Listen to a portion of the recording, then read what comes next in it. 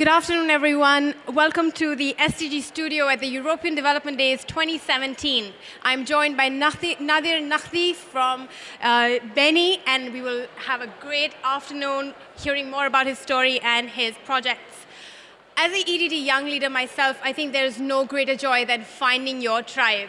And in our interconnected, increasingly interconnected world, where young people are trying to break stereotypes, break free, tread new ground, and break out of labels, I think Nadir Nahdi, the founder of BENI and the YouTube Creators for Change Fellow, is the definition of our quest to change the world, our quest to find collective purpose in this global community.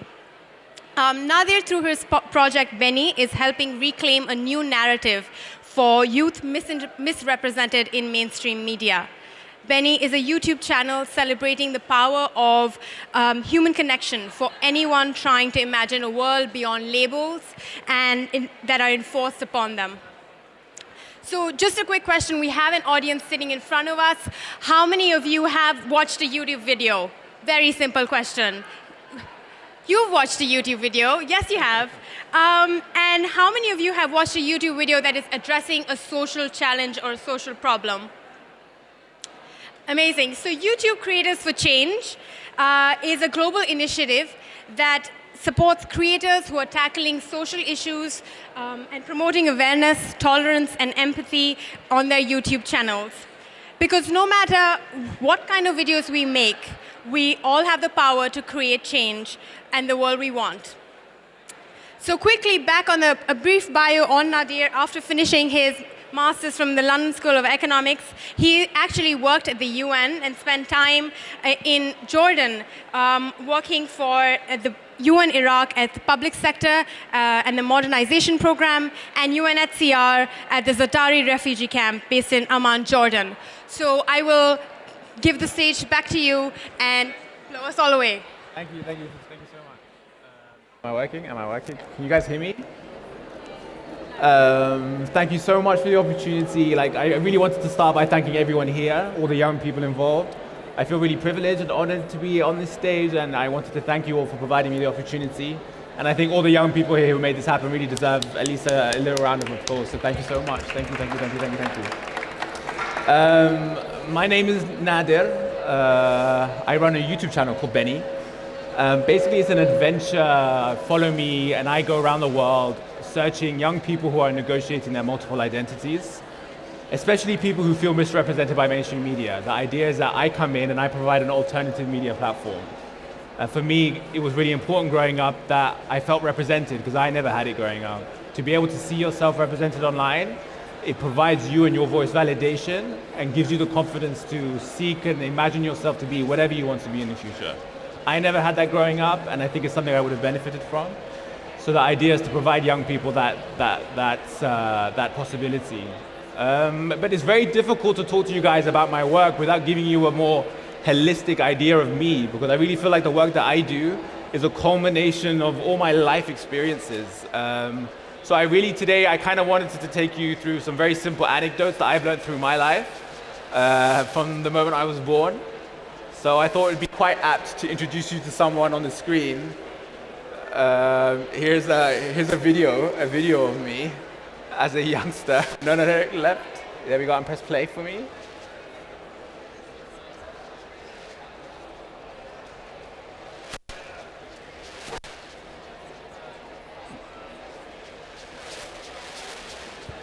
Anyway, yeah. So basically, I am being extremely goofy. I was an extremely goofy kid, but the whole point behind it is I'm basically saying hi to everyone.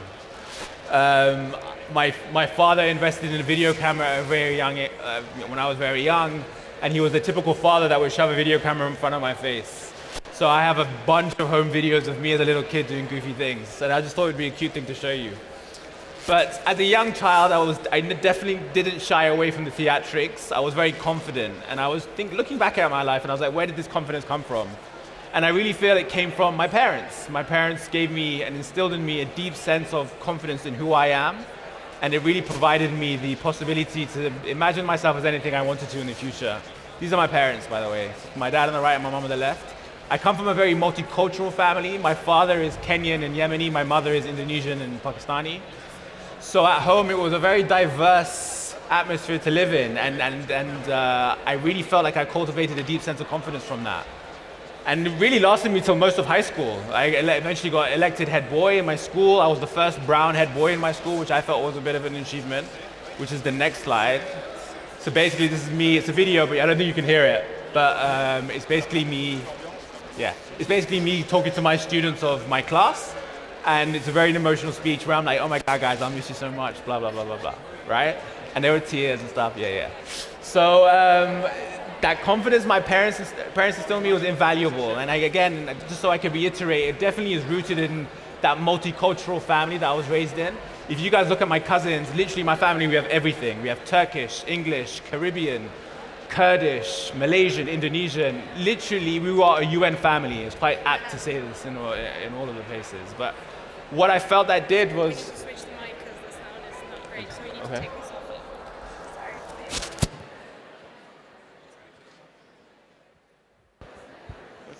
Sorry. Sorry. Because the sound recording is terrible.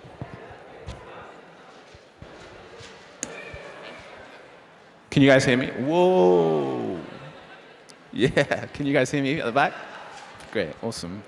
Where was I? Cool, yeah. So, head boy speech, yeah. So I was in a really multicultural family, and we had everything in it. And what that kind of ingrained in me at a very young age is what I like to call cultural mobility.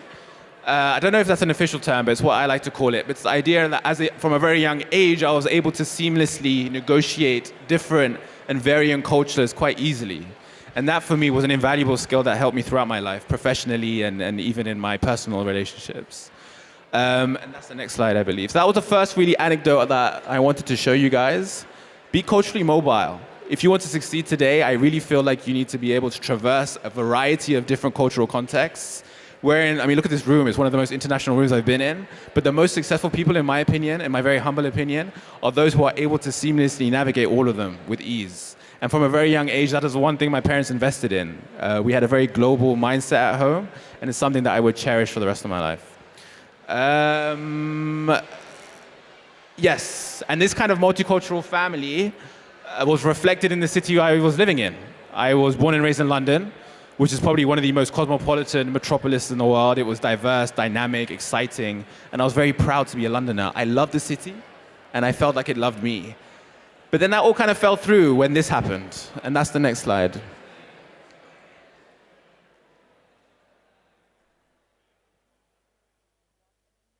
There's no audio, that's fine, but I can explain it. But this is a very popular scenes. We've all been privy to these images, these devastating, tragic images which affected everyone in some sort of profound way. I actually really remember where I was when I was watching this. I was a young mid-teen. I'd come home from school and I was watching it and I genuinely thought it was a movie. And I never knew at that moment how much of a profound impact that day would have on my life. And it wasn't until much later on when I was old enough to really realize the social and cultural impact it would have on me later on. In fact, it determined the rest of my career, my future. Where was I? Yeah, so at that moment, the kind of foundations of my youth were completely shaken. Everything I knew, everything I felt, all that confidence that I had talked to you about was completely gone. As a young boy, I was become like a shell of who I was. Genuinely, I was not as confident as I used to be, and that was really sad. And the city that I called home, London, suddenly never felt like home. I felt alien to it, I felt estranged to it, and just it was very hard. I never told my mum this, but I would rarely leave the house without a sense of paranoia or having to look over my shoulder. I remember the first time my father got forcefully searched, he was taken out of the car and placed on the bonnet of the front car. And I really don't think no son should be able to see his father in such a disempowering position. Your father is supposed to be a pillar of strength. So to be able to see him in such a disempowered state was quite distressing. And that would leave residual feelings. As a young boy, as a mid-teen, feeling like you were public enemy number one at every corner you turned was a very stifling position to be in. But yeah, I lost that sense of belonging that London had provided me. And that was really tough. That multicultural dynamic that I told you that I was raised in, that was my biggest strength. But then suddenly it became my biggest weakness and probably the source of my most deepest internal conflict. And I didn't know where I belonged anymore. Like, I know it sounds cheesy, but at that age, I had super supportive parents, and they encouraged me to go traveling. And it wasn't your traditional backpacking trip. Instead, I went to all the countries of my cultural heritage. I thought, okay, London doesn't feel much like home anymore. Let me go back to where my parents are from. Maybe I'll find that belonging over there. So I went backpacking. And I started in Yemen. This is a very embarrassing picture for me, all right? This is as embarrassing as it gets. So we can skip to the next one. That was in Yemen. And then I was in Kenya for a little bit. And then the next one. And then I was in Indonesia. All of these trips were incredibly insightful and eye-opening for me. But Indonesia was special in particular because there's a story, and it's a very important story in my life. Basically, what had happened was my grandmother passed away when I was 1 year old, and I never really had that relationship with her. So that part of my cultural heritage was very weak. As a result, I held on to it even more. I really wanted to know about my Indonesian heritage as much as I could.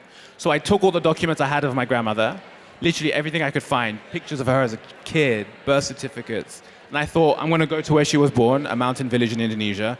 Maybe I'll find out something. So I packed my bags, I get to Indonesia, and I managed to convince a local guide to take me 3 hours outside of Jakarta, the capital city. And we arrive in this mountain village. I'm 6'3", so I'm quite tall, and I don't know whether any of you guys have been to Indonesia, but they're not very tall. So when a 6'3" guy walks into a village of about 100 people, it's a bit of a scene. So everyone rushes up to me, they're being super kind and hospitable, they're asking me where I'm from, what I do, and they invite me to a wedding banquet that was happening that night. So just to paint the picture for you, there's a wedding banquet happening in front of me, and there's a line of people, everyone's sitting on the floor, and there's like a mat, and they're all sitting opposite each other, eating with their hands, and a very festive atmosphere. At the head of the table is an elderly lady. Indonesian villages are very matriarchal societies, which is also great to see. But there's an elderly lady, maybe in her mid-80s. Nothing happened without her giving her approval. I'm sat somewhere in the middle of this line. And I couldn't help but notice from the moment I sat down, this elderly lady couldn't take her eyes off me. And I consider myself quite culturally sensitive. I figured, oh, have I done something wrong? I was really insecure. Maybe I've offended her in some way. So I asked my friend, I was like, have I done something? Like, am I intruding? And he was like, oh, he couldn't figure it out either. So he asked, and word passed all the way down the line till it hit her. And the grandson of the elderly lady said, is there something wrong? And she just shook her head. And she was like, no, it's nothing. And he insisted, what was wrong? And she looked at me again and she said, he reminded me of someone, right? And at that moment, I had shivers at the back of my neck. I was like, no way, impossible. And I thought I had nothing to lose. I went into my bag, I grabbed everything I had of my grandmother, and I passed it down this line.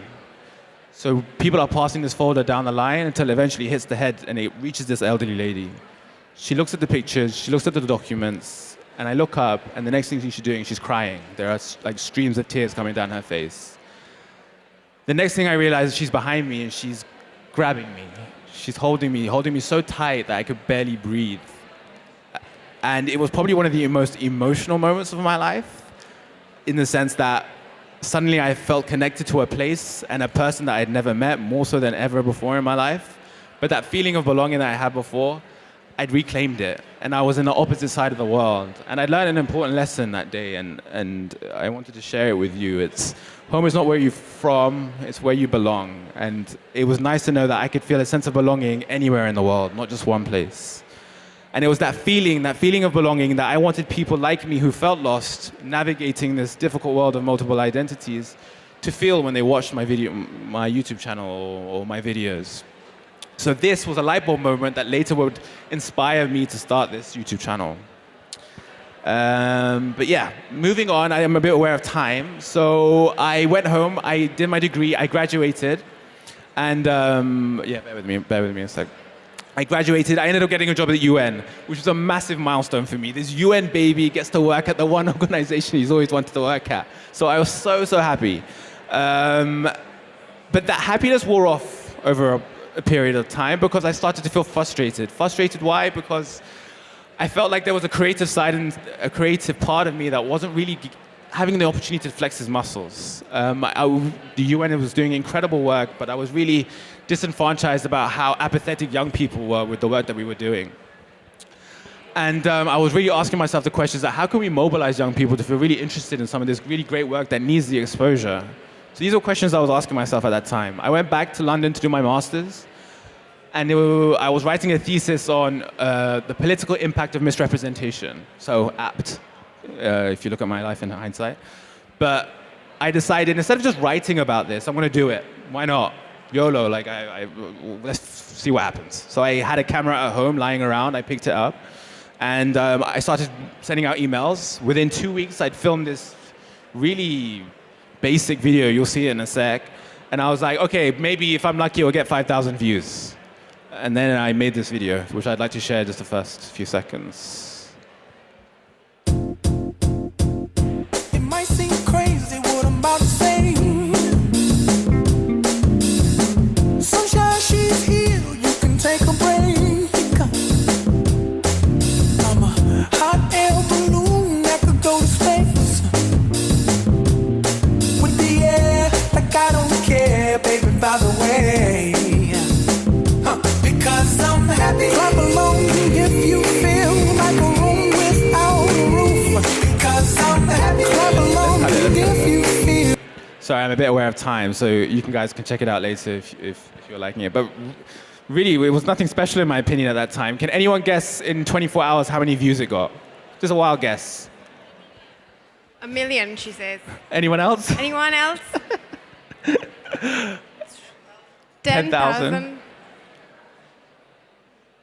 30,000. Okay, in the first 24 hours, it got 1.4 million views.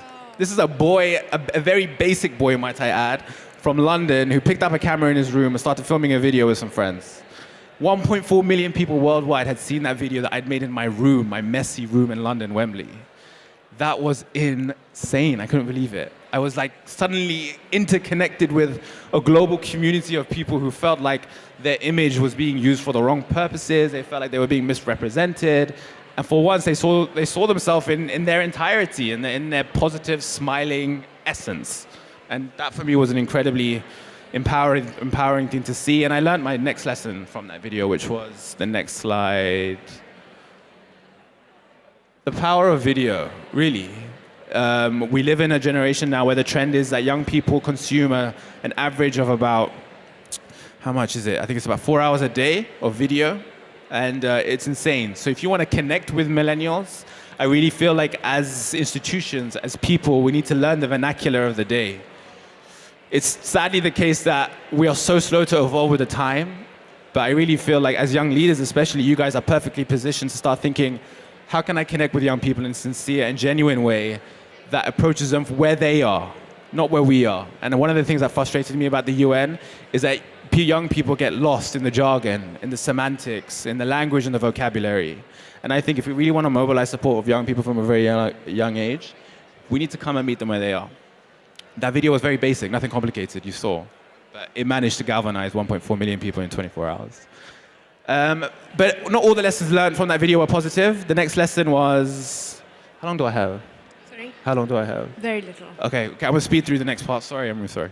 But one of the important lessons I learned was that video, actually I was really sad. That was my first creative output. And I was really sad by the fact that it was born from the very stereotype that I hated. It was that Muslims were X, Muslims were this. It sought to counter that narrative. And I was really sad that the first creative thing that I did was born from this negative place. You know, I considered myself a producer, not a Muslim producer. I wanted to make things for people regardless of their ethnicity or their nationality or their religion. And I wanted people to respect me as such. So that was one thing that frustrated me with that video. And it really didn't feel like me. My best friends are non-Muslim. Why did I make something that was targeted towards one people?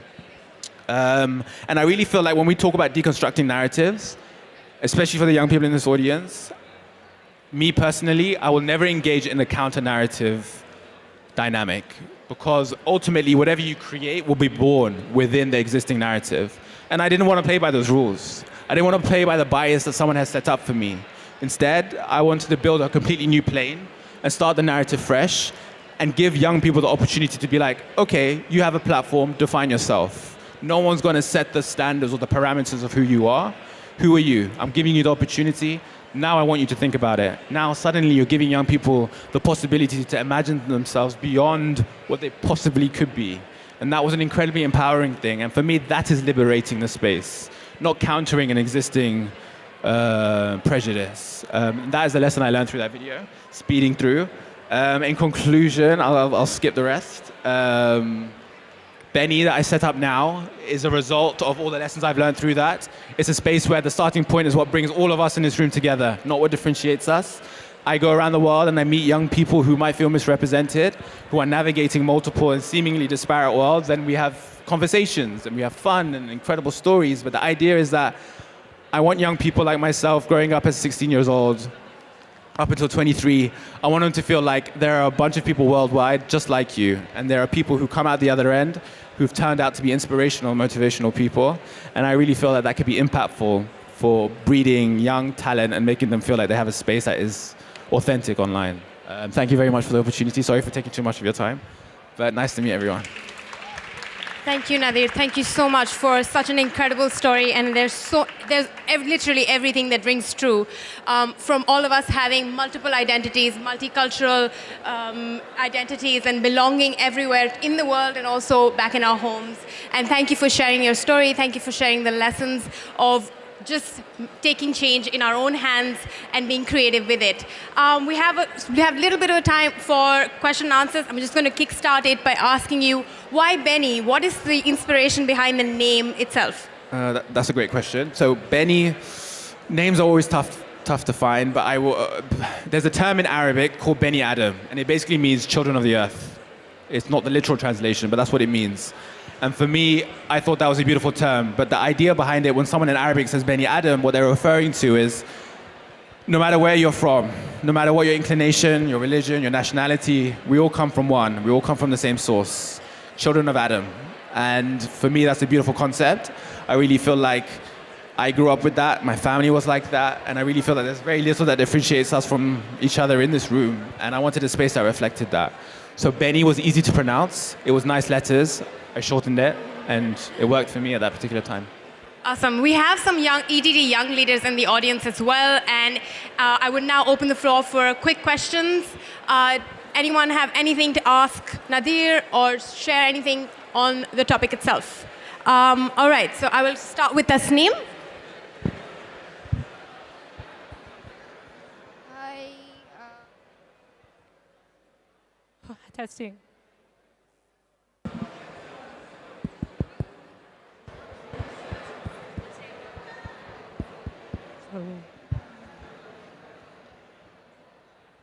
Hello, hello. Hello.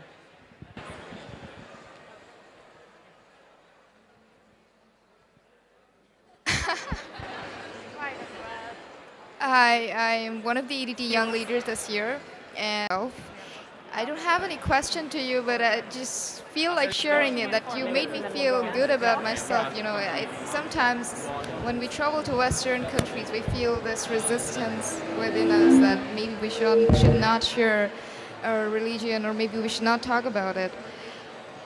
But I feel good about myself today. I mean, being Muslim is, it feels good. Thank you so much. Thank you so much. That means a lot for you to say that. And that's what it's about, I think, to provide young people that opportunity to feel a bit better about themselves. For me, I feel extremely blessed to be in that position to be able to do that.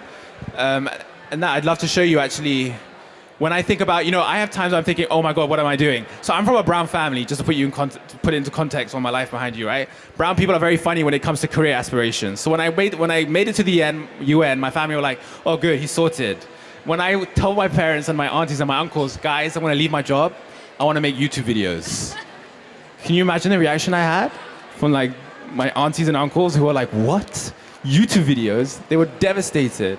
But then I showed them these comments, and I'd love to share it with you really quickly. Lisa, can you just click next?